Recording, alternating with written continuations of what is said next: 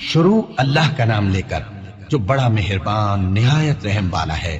طٰہٰ، اے نبی صلی اللہ علیہ وآلہ وسلم، ہم نے تم پر قرآن اس لیے نازل نہیں کیا کہ تم مشقت میں پڑ جاؤ، مگر ہر اس شخص کی نصیحت کے لیے نازل کیا ہے جو خوف رکھتا ہے۔ یہ اس ذات کا اتارا ہوا ہے جس نے زمین اور اونچے اونچے آسمان بنائے، یعنی رحمان، جو عرش پر جلوہ افروز ہوا۔ جو کچھ آسمانوں میں ہے اور جو کچھ زمین میں ہے اور جو کچھ ان دونوں کے بیچ میں ہے اور جو کچھ مٹی کے نیچے ہے، سب اسی کا ہے۔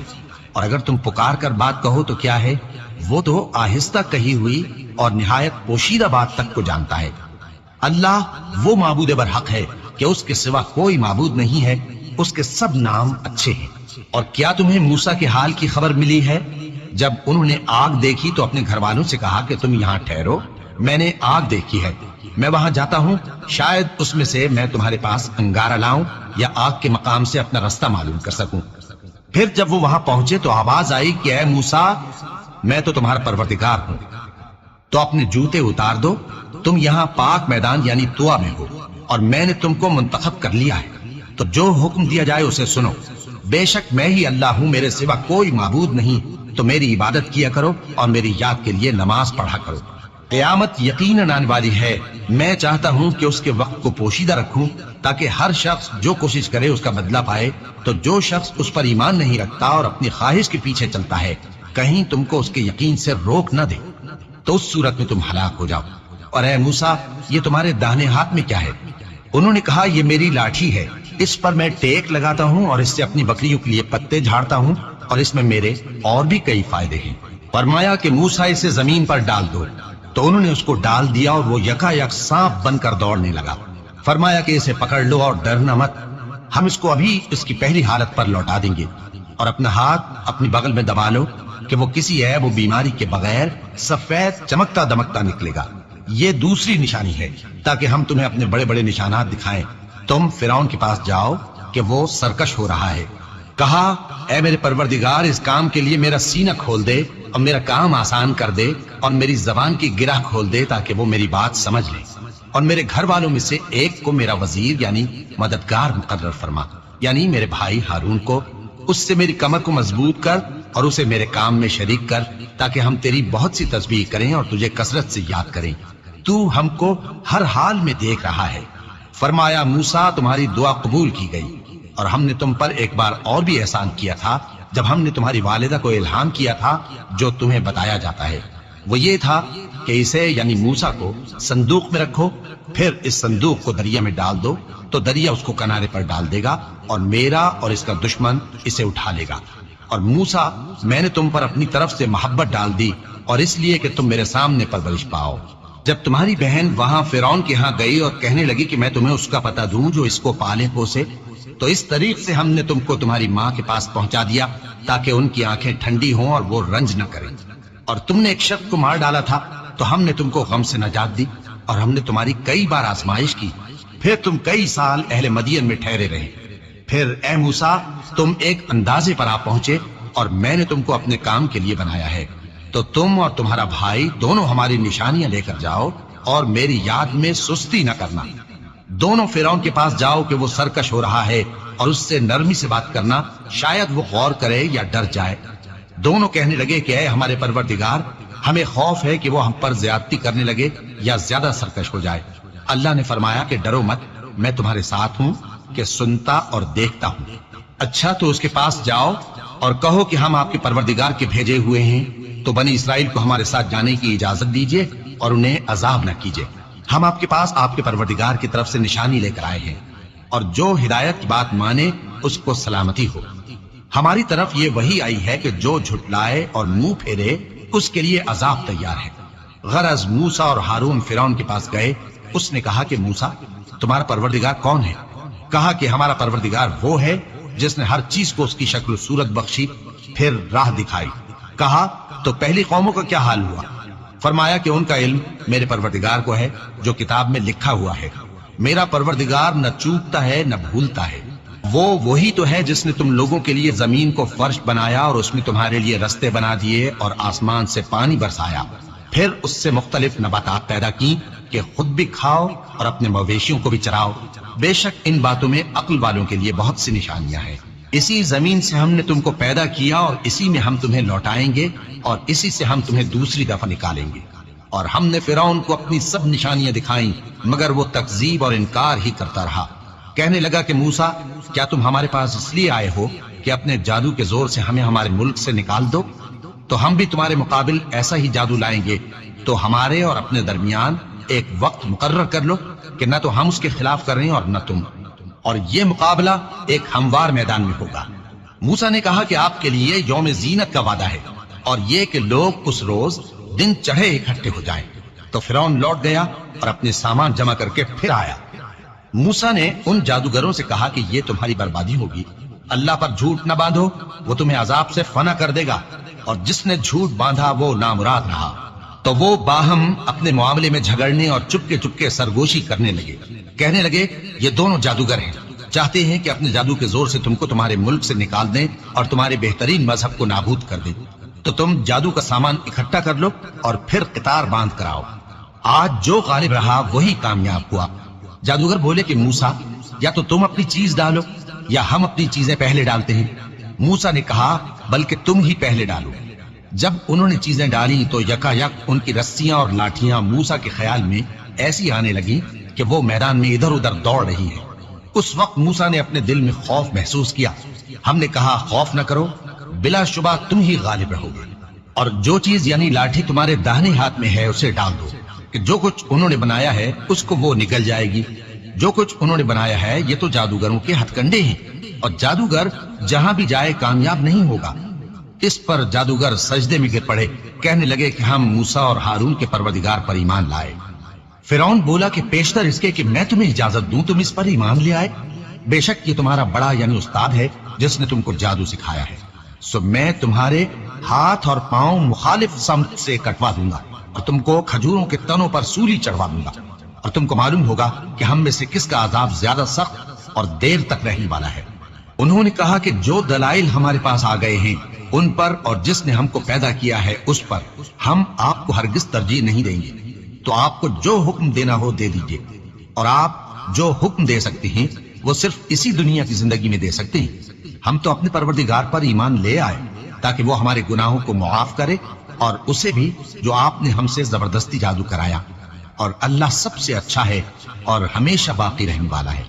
جو شخص اپنے پروردگار کے پاس گناہگار ہو کر آئے گا تو اس کے لیے جہنم ہے جس میں نہ وہ مرے گا نہ جیے گا، اور جو اس کے روبرو ایماندار ہو کر آئے گا اور عمل بھی نیک کیے ہوں گے تو ایسے لوگوں کے لیے اونچے اونچے درجے ہیں، یعنی ہمیشہ رہنے کے باغ جن کے نیچے نہریں بہ رہی ہیں، ہمیشہ ان میں رہیں گے، اور یہ اس شخص کا بدلہ ہے جو پاک ہوا۔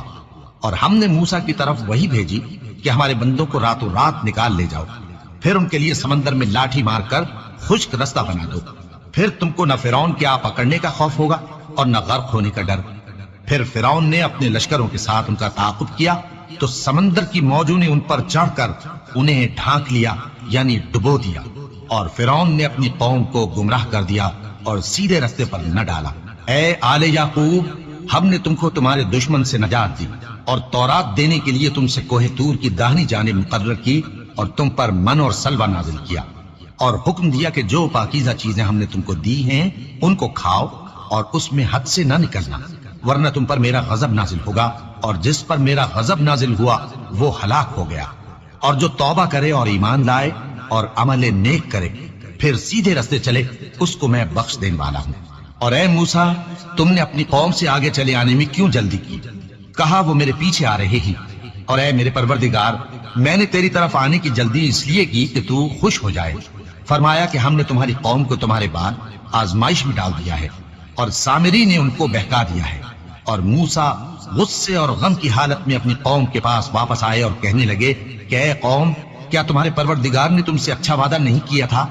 کیا میری جدائی کی مدت تمہیں لمبی معلوم ہوئی، یا تم نے یہ چاہا کہ تم پر تمہارے پروردگار کی طرف سے غضب نازل ہو، اور اس لیے تم نے مجھ سے جو وعدہ کیا تھا اس کے خلاف کیا؟ وہ کہنے لگے کہ ہم نے اپنے اختیار سے آپ سے وعدہ خلافی نہیں کی، لیکن ہم ان لوگوں کے زیوروں کا بوجھ اٹھائے ہوئے تھے، پھر ہم نے اس کو آگ میں ڈال دیا، اور اسی طرح سامری نے ڈال دیا۔ تو اس نے ان کے لیے ایک بچڑا بنا دیا، یعنی ایک بے جان جسم جس میں گائے کسی آواز تھی۔ تو لوگ کہنے لگے کہ یہی تمہارا معبود ہے اور یہی موسیٰ کا معبود ہے، مگر وہ بھول گئے ہیں۔ تو کیا یہ لوگ نہیں دیکھتے کہ وہ ان کی کسی بات کا جواب نہیں دیتا اور نہ ان کے نقصان اور نفع کا کچھ اختیار رکھتا ہے؟ اور ہارون نے ان سے پہلے ہی کہہ دیا تھا کہ لوگوں، اس کے ذریعے تمہیں فتنے میں ڈال دیا گیا ہے، اور تمہارا پروردگار تو رحمان ہی ہے، تو میری پیروی کرو اور میرا کہا مانو۔ وہ کہنے لگے کہ جب تک موسیٰ ہمارے پاس واپس نہ آئے ہم تو اس کی پوجا پر قائم رہیں گے۔ پھر موسیٰ نے ہارون سے کہا کہ اے ہارون، جب تم نے ان کو دیکھا تھا کہ گمراہ ہو گئے ہیں تو تم کو کس چیز نے روکا تھا؟ یعنی اس بات سے کہ تم میرے پیچھے چلے آؤ، بھلا تم نے میرے حکم کے خلاف کیوں کیا؟ کہنے لگے کہ اے ماں جائے، میری داڑھی اور سر کے بالوں کو نہ پکڑیے، میں تو اس سے ڈرا کہ آپ یہ نہ کہیں کہ تم نے بنی اسرائیل میں تفرقہ ڈال دیا اور میری بات کو ملحوظ نہ رکھا۔ موسیٰ نے فرمایا تو اے سامری، تیرا کیا حال ہے؟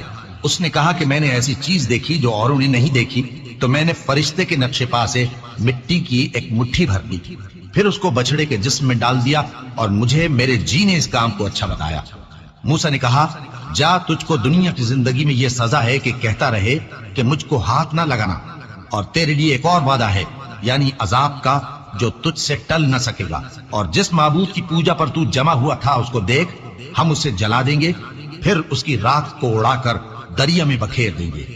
تمہارا معبود تو اللہ ہی ہے، جس کے سوا کوئی معبود نہیں، اس کا علم ہر چیز پر محیط ہے۔ اس طرح ہم تم سے وہ حالات بیان کرتے ہیں جو گزر چکے ہیں، اور ہم نے تمہیں اپنے پاس سے نصیحت کی کتاب عطا فرمائی ہے۔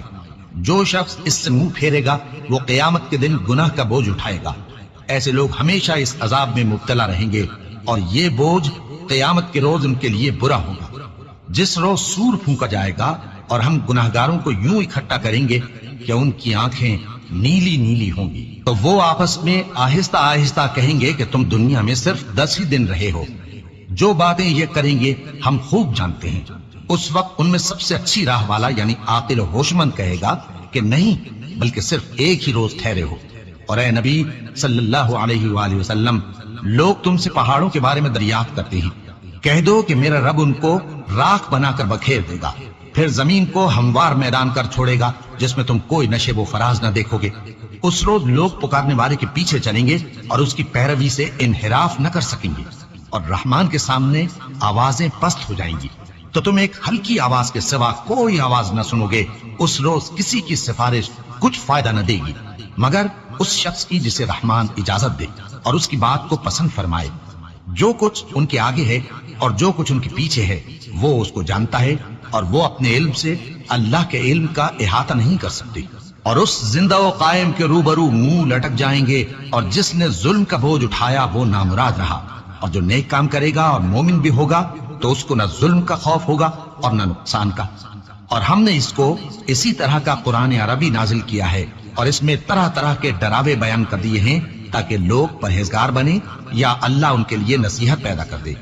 تو اللہ جو سچا بادشاہ ہے، عالی قدر ہے، اور قرآن کی وحی جو تمہاری طرف بھیجی جاتی ہے اس کے پورا ہونے سے پہلے قرآن کے پڑھنے میں جلدی نہ کیا کرو، اور دعا کرو کہ میرے پروردگار مجھے اور زیادہ علم دے۔